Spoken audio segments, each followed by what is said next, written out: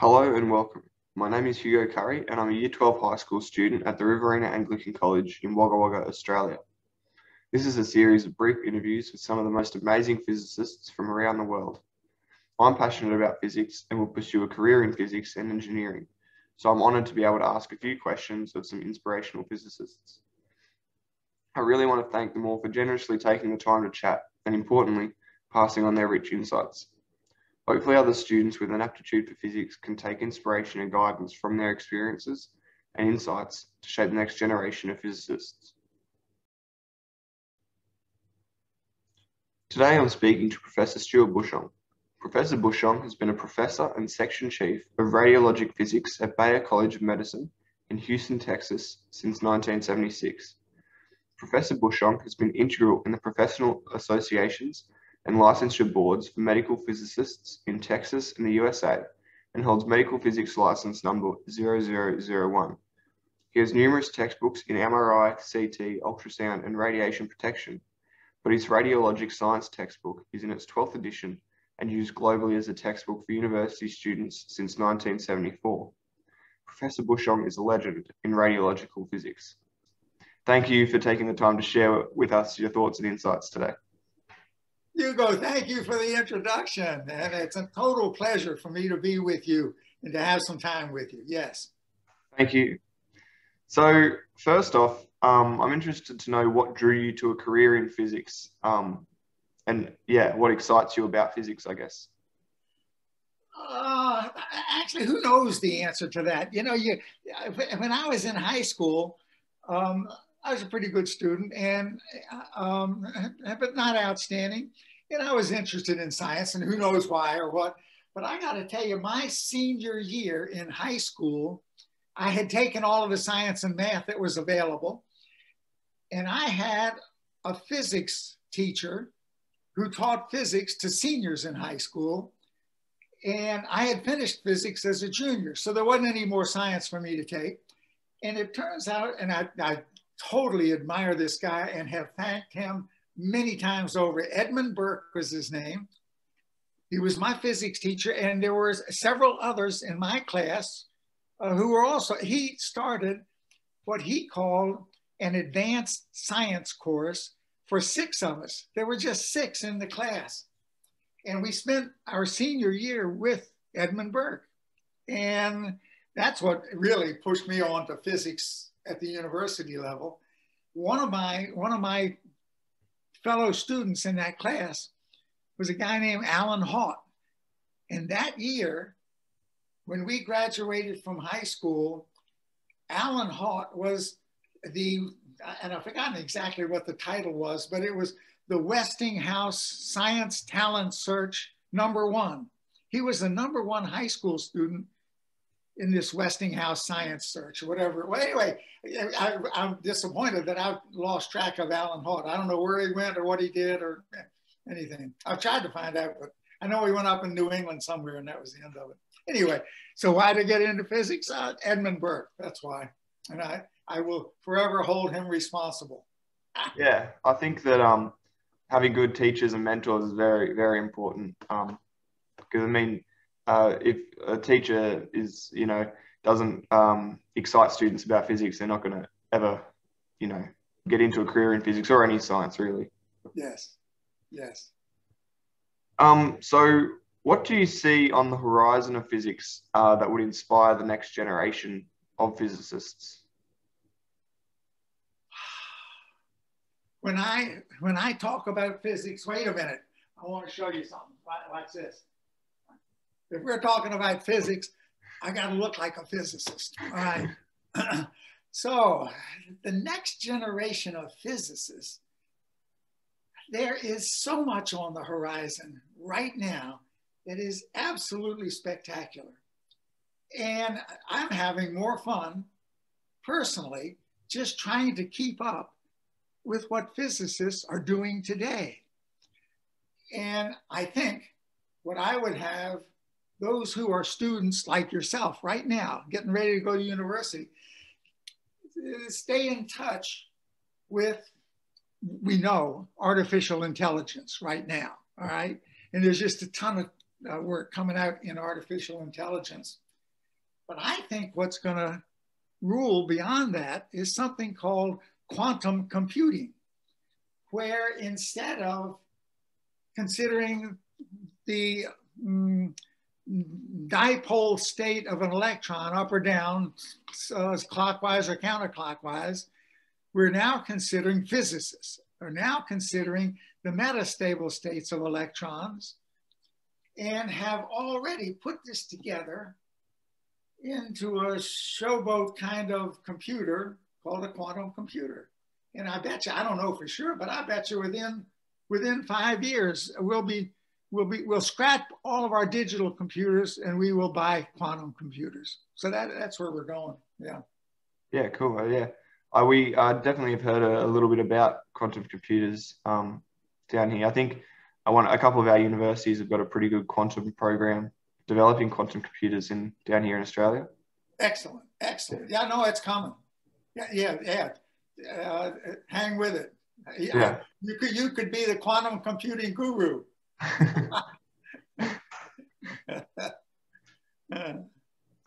So I'm interested to know what skills you've relied on most throughout your career as a physicist.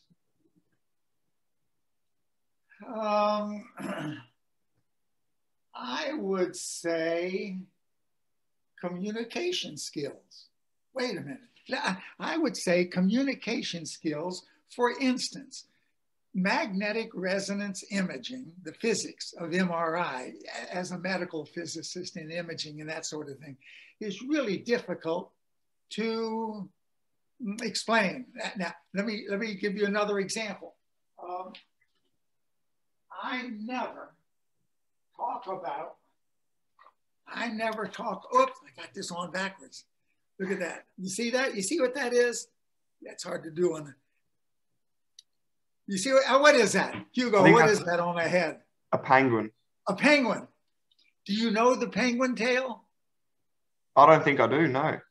You're going to learn it. Because the penguin tail is an exceptional way to communicate the physics of magnetic resonance imaging.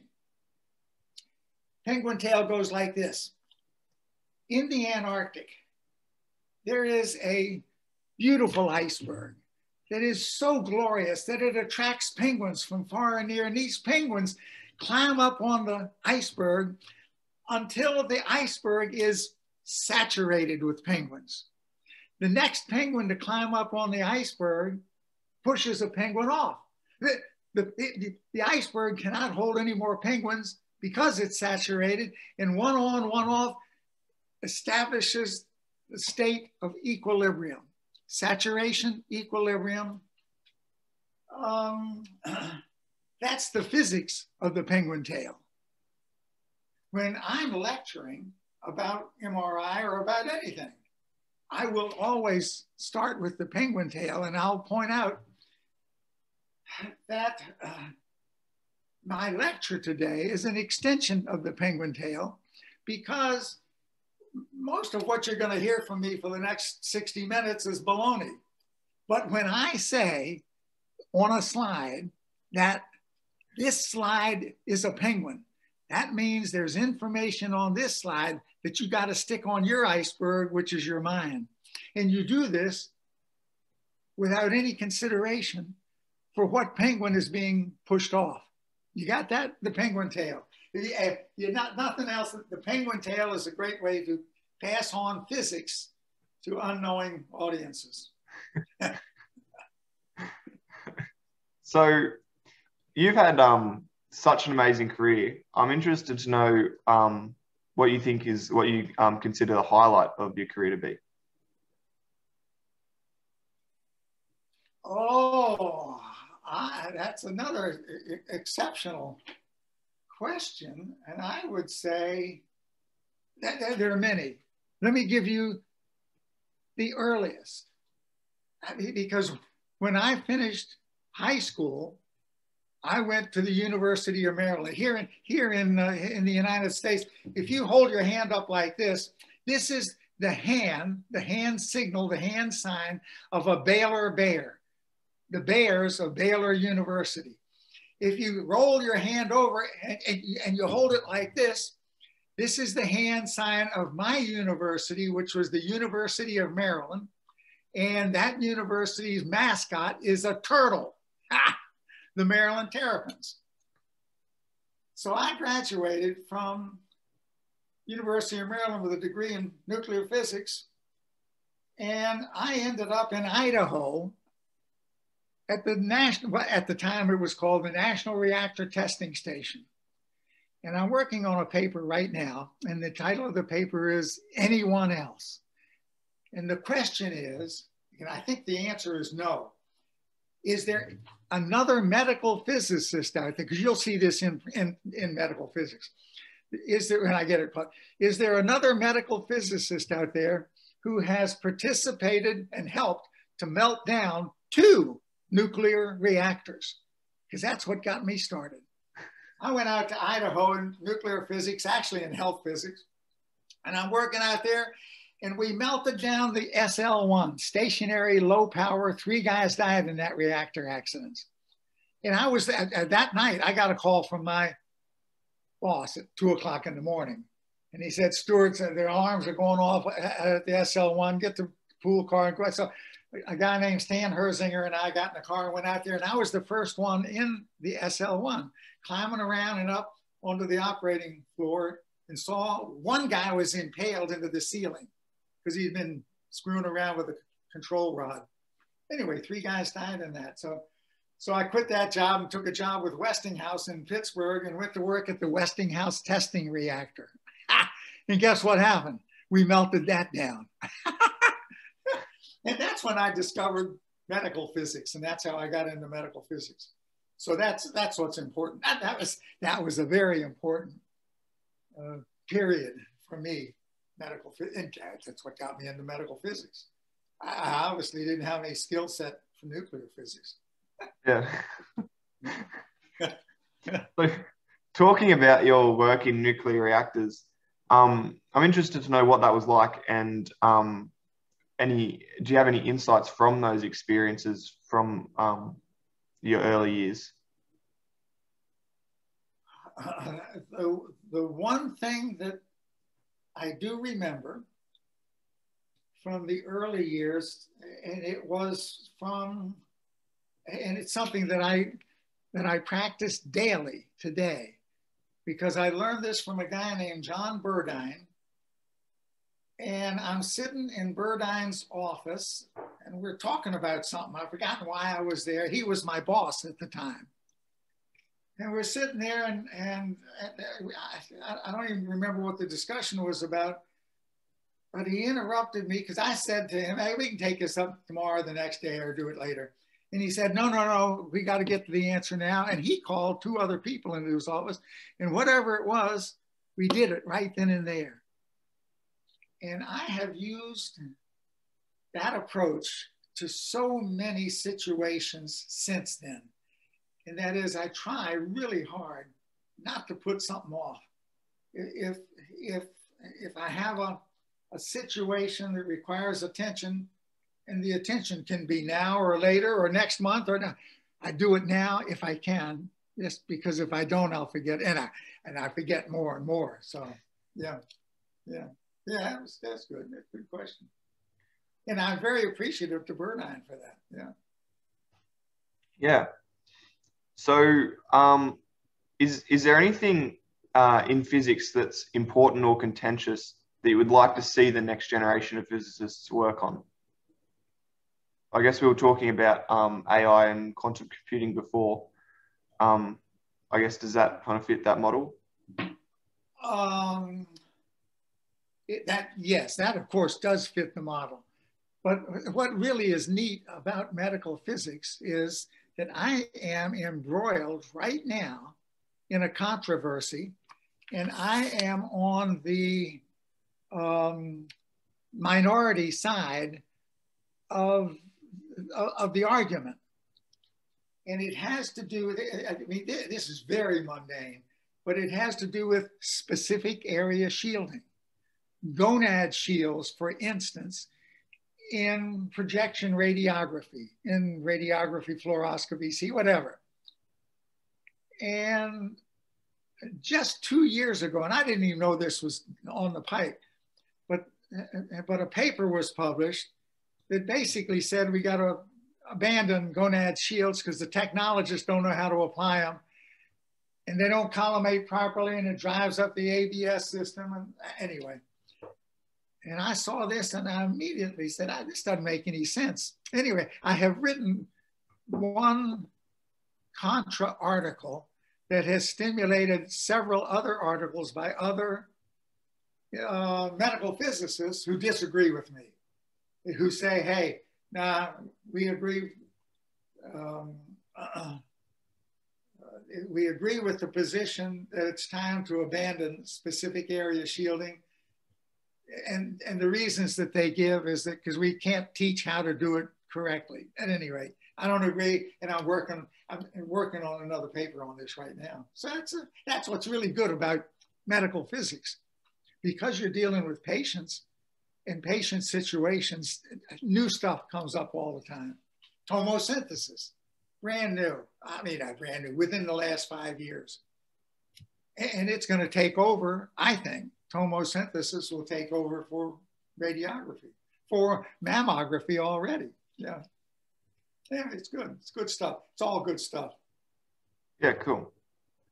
Well, so I've got one final question. Do you have any final pearls or pitfalls to offer high school students that have an aptitude for physics? I don't know that it's a peril or a pitfall. Those are good words, though. Those are good words to, but I would say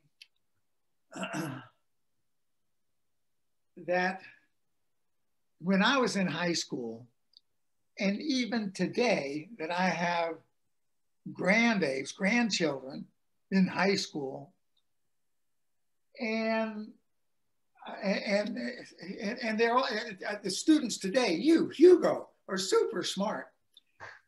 I considered, when I was in school, physics and maybe chemical engineering to be the most difficult subjects. And so my advice to talented students who have the aptitude for science or engineering to step up in whatever it is that you think you might like to do, because you can always take a step back as you progress through your education. But as you progress, you cannot start off in business and as a junior in university go into science or engineering. On the other hand, some of the most successful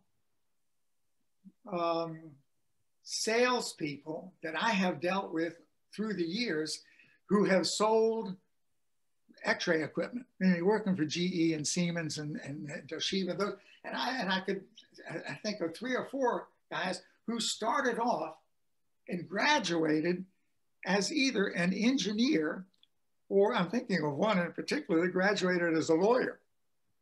And they never ended up doing what they were going to do. However you graduate, whatever job you take to start your career, in all likelihood is not going to be what you'll be doing 10 years from when you graduate. So my stand is take the most difficult courses you can and stay with them as long as you can, because there'll be nothing but help for you in the future and help you to succeed in the future. So for instance, Hugo, for yourself, if you have any interest in physics, which you do, yeah, I would say go into physics. Don't screw around with engineering or biology or chemistry. Go into physics. And if 2 or 3 years down the road you don't like physics, you can take all of that you've done and switch into engineering. There are a ton of good jobs in the US in engineering, for instance. We don't have enough engineers. Anyway, yeah, there. Good. Yeah, cool.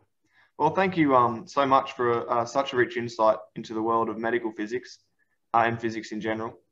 I really appreciate you taking the time to inspire the next generation of physicists, and I'm sure that those that listen will share my appreciation. Thanks for Good show, Hugo. Good show. And thanks for keeping it a short interview. That's great. Well All done. good. Thank All you. good. Thanks Good for luck keeping to us you. entertained with the hats. See you now. Bye.